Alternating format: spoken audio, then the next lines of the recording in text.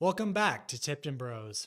Today, we'll be discussing the Bodkin point arrowhead, its origins, and its effectiveness on the battlefield. Before we begin, I must disclose that I am no expert and never claim to be. Now, let's get into it. The Bodkin arrowhead, better known as the Bodkin point, is simply a four-sided, socketed metal spike.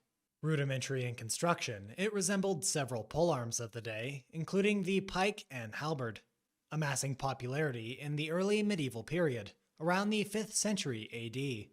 Despite the parallel to Middle Age weaponry, the Bodkin point can arguably be traced to the Roman pilum of classical antiquity. The arrowhead's likeness to the javelin is undeniable, but its exact birthplace remains uncertain. The designation of bodkin stems from the English bodkin dagger, colloquially referred to as a nail dagger. The moniker could have also arisen because of a striking semblance to the leather or sewing awl, which is occasionally mentioned as a bodkin, bearing the same characteristics. The warheads generally were 3 to 5 inches in overall length, a half-inch thick at the widest point, and 1 ounce in weight, although size varied drastically.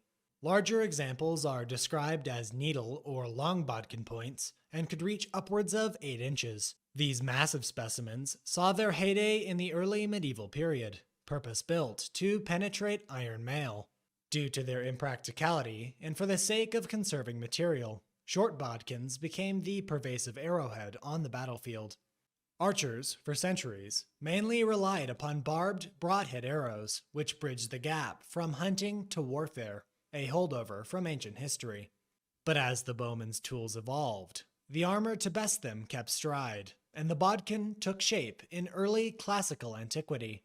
That's not to say broadhead arrows didn't have their place, as in the 100 Years' War, Part 2, Different Vistas, Volume 51, it states, "A broadhead arrow, of the sort that might be used against horses, would break through mail with ease, while a narrow, pointed bodkin shaft could be lethal even through plate armor."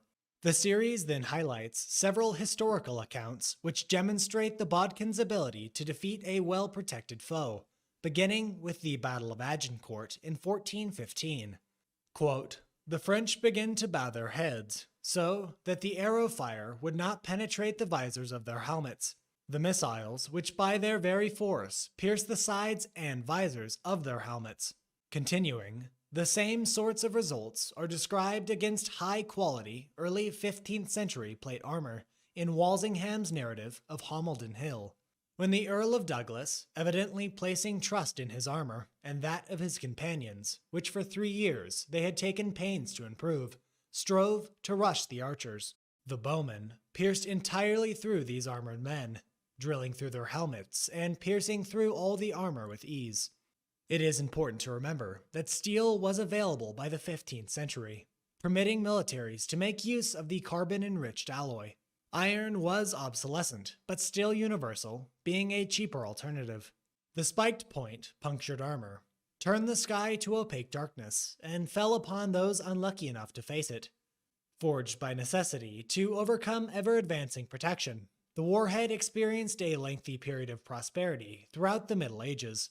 Eventually, the bodkin and archery would be ushered out and replaced by firearms in the 16th century. If you're wanting a more technical, in-depth review of the arrowhead, I'd recommend A Study of Bows and Arrows by Saxton T. Pope, written in 1923.